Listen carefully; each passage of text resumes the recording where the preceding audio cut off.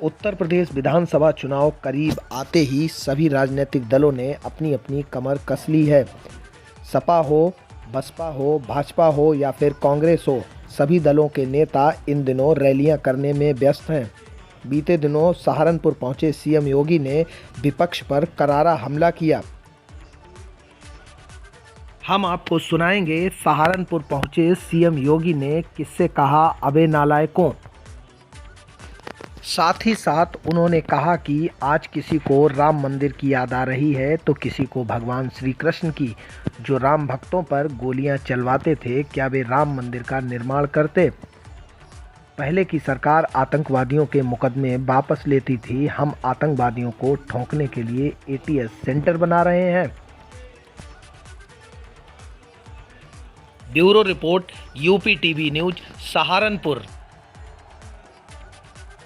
वे युवा मेडिकल वाले होंगे, नर्सिंग वाले, पैरामेडिकल वाले या फिर फार्मेसी, इंजीनियरिंग से जुड़े हुए होंगे, विश्वविद्यालय और महाविद्यालयों से, पॉलिटेक्निक से, आईटीआई से, उन सभी युवाओं को, 1 करोड़ युवाओं को टैबलेट अथवा स्मार्टफोन देंगे ही नहीं, बल्कि किसी भी युवा के सामने ये संकट न होने पाए कि माँ बाप अगर उन्हें टैबलेट के लिए होने वाले खर्चे के लिए, यानी अगर महीने में जो जितना उसने उपयोग किया है उसके लिए भी धनराशि अगर परिवार के पास नहीं, तो 1 करोड़ युवाओं के लिए डिजिटल एक्सेस की व्यवस्था अच्छे कंटेंट के साथ राज्य सरकार देने जा रही है।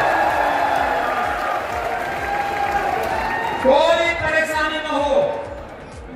उत्तर प्रदेश का युवा भी वह केवल एक युवा ही नहीं दिखेगा, स्मार्ट युवा दिखेगा। और स्मार्ट युवा के लिए आज मैं सहारनपुर कमिश्नरी से जुड़े हुए इन सभी युवाओं को भी हृदय से बधाई देता हूं, इन्हें अपनी शुभकामनाएं देता हूं। भाइयों बहनों, यहां पर हम लोगों ने आज एटीएस के एक सेंटर का शिलान्यास किया है।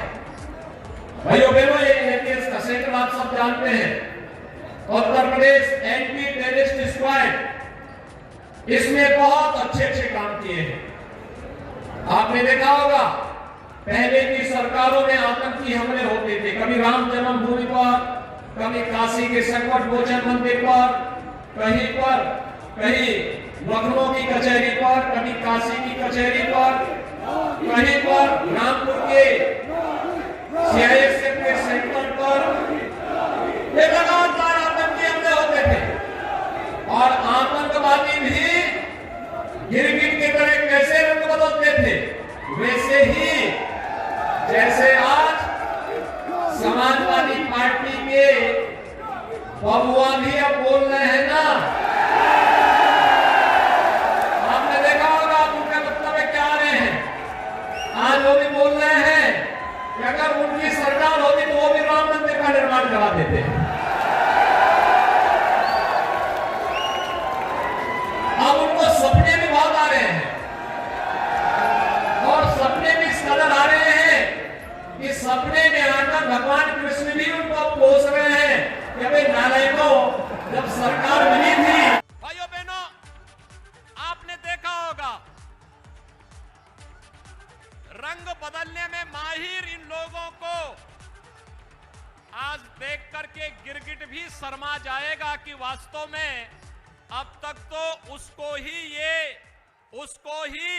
ये उपलब्धि हासिल थी कि वह समय के अनुरूप अपना रंग बदल देता था, लेकिन अपनी बोली भाषा में विपक्ष के नेता कैसे अपना रंग और रूप बदल दे रहे हैं।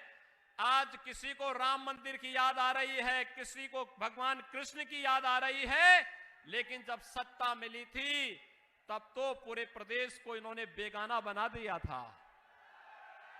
आपने देखा होगा हमने जो कहा सो करके दिखा दिया।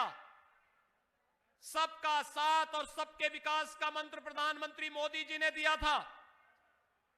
हमने गांव के लिए, गरीब के लिए, किसान के लिए, नौजवान के लिए, महिलाओं के लिए, सबके लिए विकास की योजनाओं को प्रमुखता के साथ आगे बढ़ाने का कार्य तो किया ही, सुरक्षा का भी कार्य मजबूती के साथ आगे बढ़ाया, विकास की बड़ी बड़ी परियोजनाओं को आगे बढ़ाया और भाइयों बहनों आस्था का भी सम्मान किया। मैं पूछना चाहता हूं, क्या अयोध्या में राम जन्मभूमि पर भगवान राम के भव्य मंदिर का निर्माण क्या समाजवादी पार्टी कराती? आपको विश्वास हो रहा है क्या? अरे जो राम भक्तों पर गोलियां चलाते थे, क्या वे राम मंदिर का निर्माण करते? लेकिन आपकी ताकत ने आज उनको नाक रगड़ने के लिए मजबूर कर दिया है। आज तो कह रहे हैं ना, आज तो उनको भी कहने के लिए मजबूर होना पड़ रहा है ना। और नहीं तो पहले क्या बोलते थे कि परिंदा भी पर नहीं मार सकता, बोलते थे ना। पहले की सरकार आतंकवादियों को, मुकदमों को वापस लेती थी और हम आतंकवादियों को ठोकने के लिए एटीएस का सेंटर बना रहे हैं। उनको ठिकाना लगाने के लिए सेंटर बनाए जा रहे हैं। अगर देश के खिलाफ साजिश करोगे, हमारे नागरिकों की सुरक्षा के लिए खतरा बनोगे, तो हमारे कमांडो तुम्हें निकाल करके कहीं भी छुपोगे, ओसामा बिन लादेन की तरह कहीं भी छुपे रहोगे तो भी निकाल करके तुम्हारा काम तमाम करने का कार्य करेंगे। और इसलिए ये सेंटर, यहां पे हमारे 56 कमांडो हमेशा तैनात रहेंगे। कहीं भी आसपास के क्षेत्र में कोई हरकत हुई नहीं, दिन में, रात में, सुबह शाम हर समय वे तैयार रहेंगे और फिर उनका काम तमाम करने के लिए कुछ ही मिनटों में वे वहां पहुंचेंगे। मैं आपसे पूछना चाहता हूं, क्या कोरोना के दौरान क्या समाजवादी पार्टी के अध्यक्ष आपके बीच आए थे? क्या बहन जी आई थी? और दिल्ली वाले और इटली वाले भाई बहन, इनका किसी का पता नहीं था ना? भाइयों बहनों, 22 महीने हो गए हैं। 22 महीने में 20 महीने ये लोग गायब थे। आप मुझे एक बात बताइए, यहां तो हमारे युवा हैं, जो लड़का साल भर स्कूल नहीं जाएगा और अंतिम 1 महीने स्कूल जाकर के कहेगा कि वो टॉप कर लेगा, तो क्या टॉप करेगा? मैं अपने युवाओं से पूछना चाहता हूं, क्या वो बताइए मुझे, क्या टॉप कर पाएगा? तो ये लोग वही करना चाहते हैं। क्लास अटेंड हमने की, ये सब लोग कर रहे थे। हमारे मंत्रीगण, हमारे विधायकगण, हमारे सांसद, हमारे जिलाध्यक्ष, हमारे महानगर अध्यक्ष, भारतीय जनता पार्टी ने, प्रधानमंत्री जी ने, नड्डा जी ने, अमित शाह जी ने तो प्रत्येक कार्यकर्ता से कहा कि सेवाई संगठन है, जनता जनार्दन को कोई परेशानी नहीं आनी चाहिए।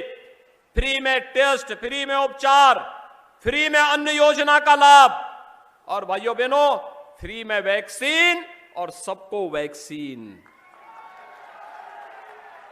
अगर कांग्रेस की सत्ता होती, सपा बसपा की सत्ता होती, ये गरीबों का अन्न भी खा जाते।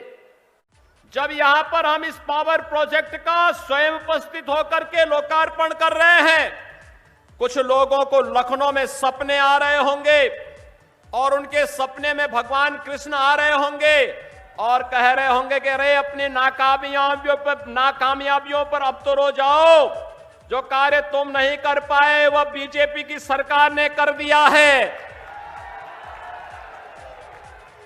भगवान कृष्ण आज उनको कोस रहे होंगे, और इसलिए कोस रहे होंगे क्योंकि भगवान कृष्ण ने उनको यह भी जरूर कहा होगा कि जब तुम्हें सत्ता मिली थी तब मथुरा, वृंदावन, बरसाना, गोकुल, बलदेव के लिए कुछ नहीं कर पाए, लेकिन वहां पर कंस को पैदा करके जवाहर बाग की घटना जरूर करवा दिए थे।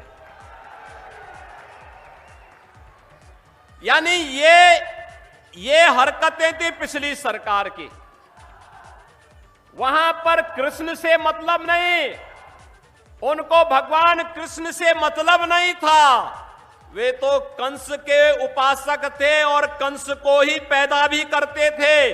और तब वही कंस जब पैदा होते थे तो जवाहर बाग की घटना भी घटित होती थी, जिसमें एसपी सीटी मुकुल द्विवेदी भी शहीद हुए थे।